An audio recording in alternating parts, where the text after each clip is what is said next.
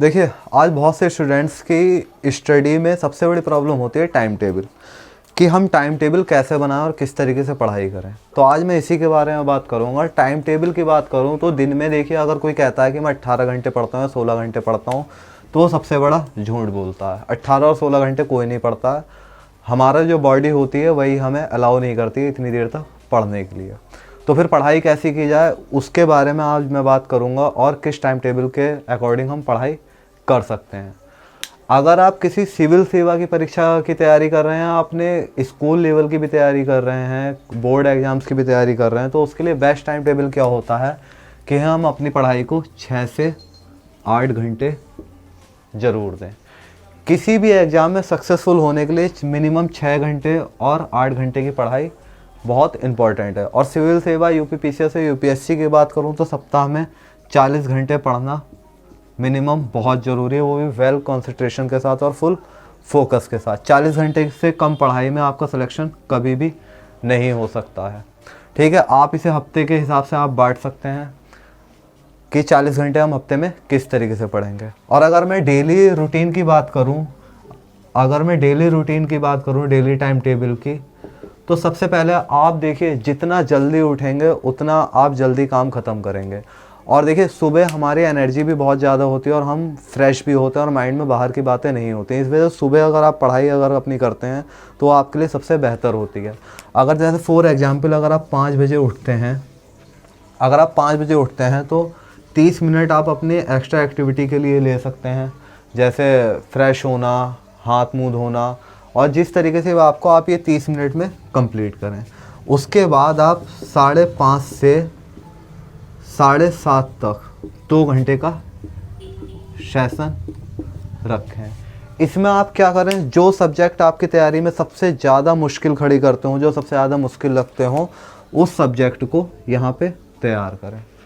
और इसमें भी सबसे इम्पॉर्टेंट बात, यहाँ पे आप पोमोडोरो टेक्निक का इस्तेमाल कर सकते हैं। और पोमोडोरो टेक्निक के बारे में मैंने अपनी पिछली वीडियो में बताया है, आप चाहे तो वहाँ पे जाके देख सकते हैं।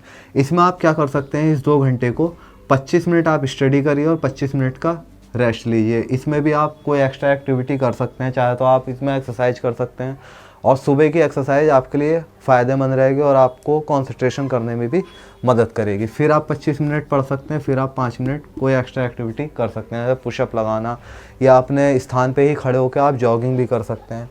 फिर आपको 25 मिनट की स्टडी करनी है और फिर 5 मिनट का रेस्ट। आपका ये 2 घंटे का सेशन ख़त्म हो जाता है। इस 2 घंटे में जो सबसे कठिन सब्जेक्ट आपका है, आपने उसे कवर कर लिया, आपका सुबह सुबह सारा बोझ हल्का हो गया, क्योंकि पूरे दिन की टेंशन उस सबसे मुश्किल सब्जेक्ट की आपको और सब्जेक्ट्स पे और कामों पे भी ध्यान नहीं देने देगी। ठीक है, उसके बाद आप क्या कर सकते हैं, 7:30 से 9:30 तक आप अपना ब्रेकफास्ट वगैरह या जो भी नहाना धोना, जैसे भी आपको काम करना है, जो भी आपकी रोज़ की एक्टिविटी होती है, उसे आप निपटा सकते हैं। और दूसरा सेशन आपको क्या करना है, दूसरा सेशन आपको लेना है 9:30 से 11:30 बजे तक। और इस सेशन के बारे में आपको बता दूं, इसकी सबसे मोस्ट इम्पॉर्टेंट चीज़ ये है, आपके जितने भी एग्ज़ाम होते हैं उनकी सबकी टाइमिंग लगभग 9:30 से 11:30 होती है। तो माइंड हमारा इस समय अगर हम पढ़ाई करते हैं तो हमारा दिमाग उस काम के लिए भी तैयार रहता है और एग्ज़ाम के पॉइंट ऑफ व्यू से भी तैयार रहता है, और स्टडी से रिलेटेड काम करने के लिए हमारा दिमाग इस टाइम पे तैयार रहता है। ठीक है, आप इसमें क्या कर सकते हैं, आप इसमें करिए 1 घंटा रिवीजन। देखिए, किसी भी सब्जेक्ट में बहुत ज़्यादा बेहतर बनना या उसके स्पेशलिस्ट बनने के लिए सबसे ज़्यादा ज़रूरी है रिवीजन। आप कितनी बार उस सब्जेक्ट का रिवीजन करते हैं, ये आपकी सक्सेस के लिए बहुत ज़्यादा मायने रखता है। ठीक है, तो यहाँ पे आप 1 घंटा रिवीजन कर सकते हैं। इसमें भी आप पोमोडोरो टेक्निक का इस्तेमाल कर सकते हैं, ये सबसे बेस्ट टेक्निक है और आप इससे ज़्यादा लंबा और बेहतर तरीके से पढ़ सकते हैं।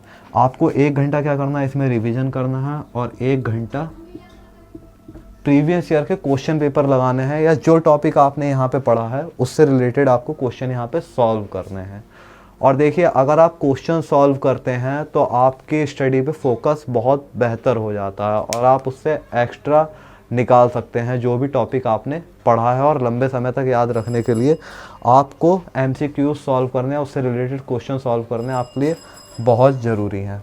ठीक है, उसके बाद आप खाना वगैरह खा सकते हैं, आराम कर सकते हैं, 20-25 मिनट का नैप ले सकते हैं, दिन में आप सो भी सकते हैं। उसके बाद आप क्या कर सकते हैं, 2 बजे से 4 बजे तक का एक और शेड्यूल रखेंगे, और इसमें आप 2 घंटे का टाइम रहेगा आपका, 2 घंटे का टाइम रहेगा। और यहाँ पे भी आप एक अदर सब्जेक्ट उठा सकते हैं। और इसमें आपको यहाँ पे भी पोमोडोरो टेक्निक का ही इस्तेमाल करना है। आप एक दिन में 2 सब्जेक्ट कवर कर सकते हैं, एक 5:30 से 7:30 और एक 2 बजे से 4 बजे तक। ये आपका 2 घंटे का सेशन होगा और इसमें आप अपना कोई दूसरा सब्जेक्ट उठा सकते हैं। ठीक है, इस तरीके से कुल मिलाकर हमारे 6 घंटे की स्टडी का शेड्यूल बन जाता है और आप लगभग 4 बजे तक आप अपनी स्टडी कंप्लीट कर सकते हैं। ठीक है, और सबसे बड़ी बात, अगर आप 2 घंटे पढ़ रहे हैं तो आपको वेल फोकस्ड होकर पढ़ाई पे ही ध्यान देना है। अगर आप अदर एक्टिविटीज़ करते हैं तो आपको पढ़ने का कोई फ़ायदा नहीं और इस टाइम टेबल का कोई फ़ायदा नहीं। तो सबसे पहले ध्यान रखें कि अगर ये 6 घंटे आपने दिए तो इस टाइम को पढ़ाई के लिए ही यूज़ करें। और आप यहाँ पे ये कर सकते हैं, अपने मोबाइल को स्विच ऑफ कर सकते हैं, स्क्रीन फ्री माहौल में तैयारी करें कि कोई भी स्क्रीन ना हो, आप लैपटॉप मोबाइल्स का इस्तेमाल ना करें तो और ज़्यादा बेहतर रहेगा, फोकस करने के लिए भी आपके बढ़िया रहेगा। ठीक है, तो हमारे 2 सब्जेक्ट, एक सब्जेक्ट सुबह जो सबसे मुश्किल सब्जेक्ट है वो कंप्लीट हो जाता है और 2 घंटे का सेशन यहाँ पे कंप्लीट हो जाता है। हमारा बीच का सेशन बनता है वह हमारा 1 घंटे के लिए रिवीजन और 1 घंटे के लिए MCQ सॉल्व और क्वेश्चन सॉल्व करने का। तो आपकी प्रोडक्टिविटी भी इस सेशन से काफ़ी ज़्यादा आएगी। अब 6 घंटे आप पढ़ते रहें, आप क्वेश्चन सॉल्व ना करें तो हमारा टेस्ट नहीं होता, ना हमारा माइंड वो रिकॉल कर पाता है। और हमारे माइंड को पढ़ा हुआ रिकॉल करना बहुत ज़रूरी है। अगर हम रिकॉल नहीं करेंगे तो वो हमें याद नहीं रहता। अगर आपसे कोई सोते हुए भी आपका एड्रेस पूछता है ना, तो आप सोते हुए भी बता सकते हैं ये हमारा एड्रेस है। और इसकी सबसे बड़ी वजह क्या है, आपको बचपन से इस उम्र तक आपने पता नहीं कितने हज़ार बार अपना एड्रेस हर किसी को बता दिया होगा, तो हमारा माइंड में फिट है। और यही टॉपर्स की भी स्ट्रेटजी रहती है।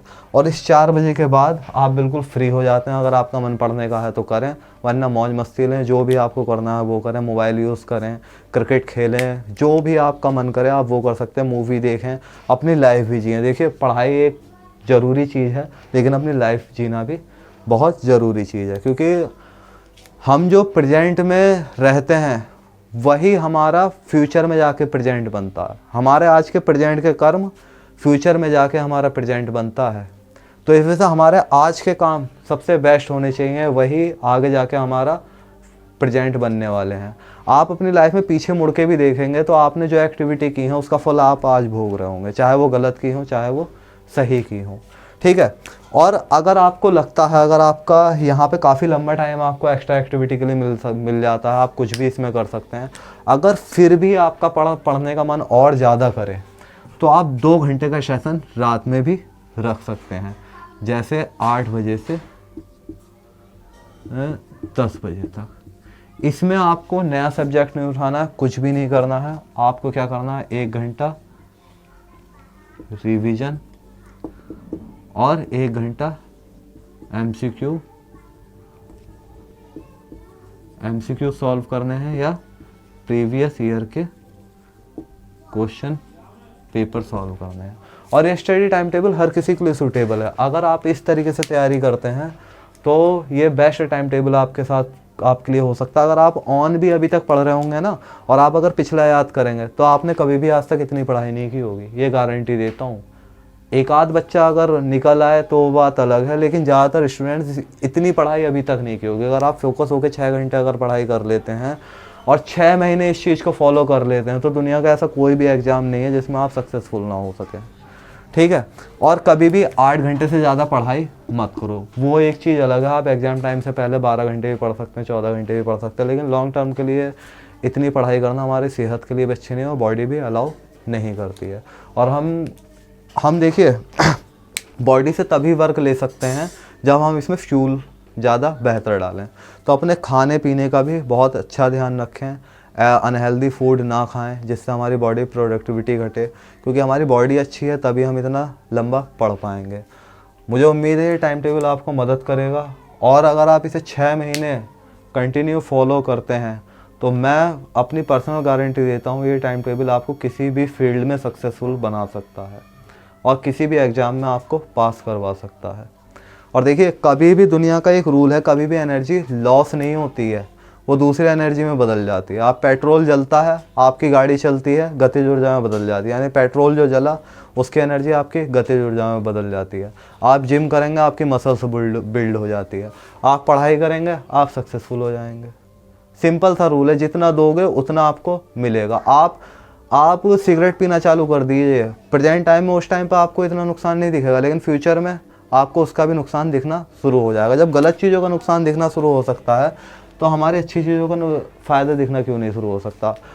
एट द टाइम आपको इसका फ़ायदा ना दिखे, लेकिन 6 महीने बाद आप ऑनेस्टली बहुत बड़ा चेंज अपनी लाइफ में देखेंगे और आप किसी भी एग्ज़ाम में सक्सेसफुल हो सकते हैं। और ज़्यादातर स्टूडेंट्स की यही कमी होती है, वो प्रॉपर तरीके से किसी चीज़ को फॉलो नहीं करते और लंबे टाइम तक फॉलो नहीं करते। और किसी भी एग्ज़ाम या किसी भी चीज़ में बहुत लंबे टाइम तक करने के लिए हमें संयम की ज़रूरत होती है। इस वजह से अपनी लाइफ में संयम को बना के रखें और 6 महीने तक आप इसे प्रॉपर फॉलो करें। उसके बाद आपका खुद ब खुद मन करने लगेगा, ये आपके रूटीन में बन जाएगा, तो खुद ब खुद माइंड ही इसी तरीके से काम करने लगेगा कि आपको 6 घंटे पढ़ाई में देने ही देने हैं। ठीक है, मिलते हैं अगली वीडियो में।